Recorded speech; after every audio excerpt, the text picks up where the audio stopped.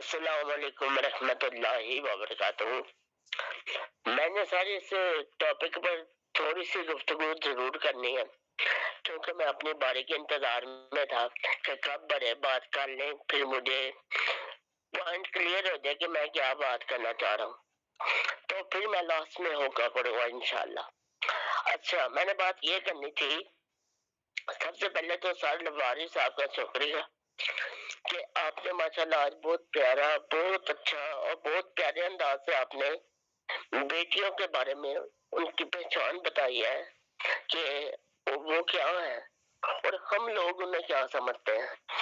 तो आपके टॉपिक आपने जब ये टॉपिक स्टार्ट किया ना, तो तभी से मेरे माइंड में जब जब आप बातें करते जा रहे थे तो मैं रो रहा था। मैं इसलिए रो रहा था कि आजकल के मुआशरे में बेटियों को वो इज्जत नहीं दी जाती जो कि नबी पाक सल्लल्लाहु अलैहि वसल्लम अपनी बेटी को दिया करते थे। बेटियों से वो प्यार नहीं किया जाता जो कि नबी पाक सल्लल्लाहु अलैहि वसल्लम अपनी बेटी से किया करते थे। बेटियों को उन नजरों से नहीं देखा जाता कि जिस तरह से नबी पाक सल्लल्लाहु अलैहि वसल्लम अपनी बेटी को देखा करते थे। तो ये क्यों है? तो आपका बहुत ज्यादा शुक्रिया, आपकी मेहरबानी।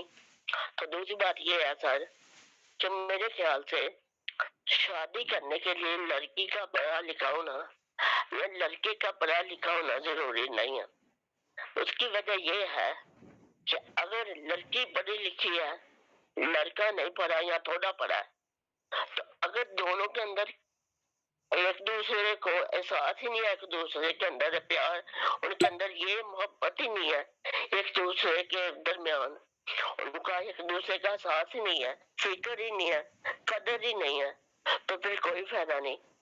चाहे दोनों पढ़े लिखे हो, चाहे दोनों अनपढ़ हो, चाहे जो भी हो, मेरे ख्याल से दोनों के अंदर एहसास होना जरूरी है।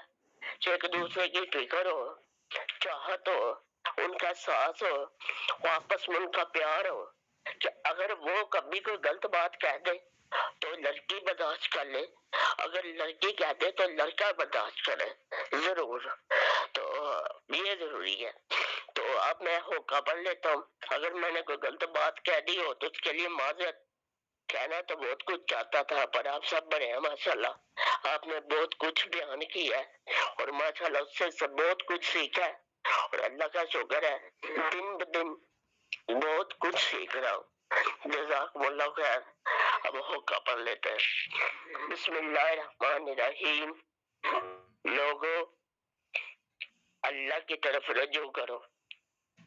लोगों, यहाँ सदा नहीं रहना, तो ना ही दोबारा लौट कर आना है। लोगों, अपने रब से डरो। जिन कामों के करने का हुक्म दिया गया है करो, और जिनसे मना किया गया है बाज रहो।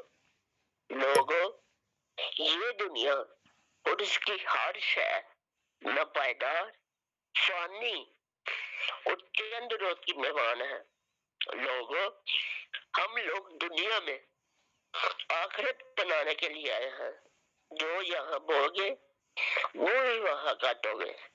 लोगों, अल्लाह ने नमाज की बड़ी तकलीफ फरमाई है। अज़ान सुनते ही घरों से निकल पड़ा करो। दुनिया का कोई भी शुगल आपको नमाज से ना रोके। लोगों, दुनिया का माल दुनिया ही में छोड़ देना है, कोई भी चीज साथ लेकर नहीं जानी। लोगों, नमाज कायम करो, नेकी करो, नेकी करने का हुक्म दो, बुराई से रुको, बुराई से रुकने का हुक्म दो। अल्लाह पाक के दीन इस्लाम की दावत और तबलीग के लिए अपने घरों से निकलो, जरूर निकलो। अगरचे बहुत कली मुद्दत के लिए निकलो।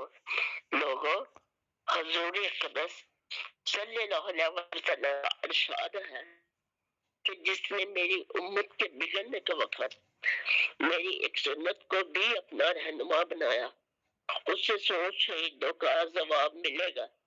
और ये वक्त आज पूरी तरह छाया हुआ है। या हय्यू या क़य्यूम रहमतिक अस्तगीथु। जज़ाकुमुल्लाह खैर। अल्लाह खैर तो मेरे पार।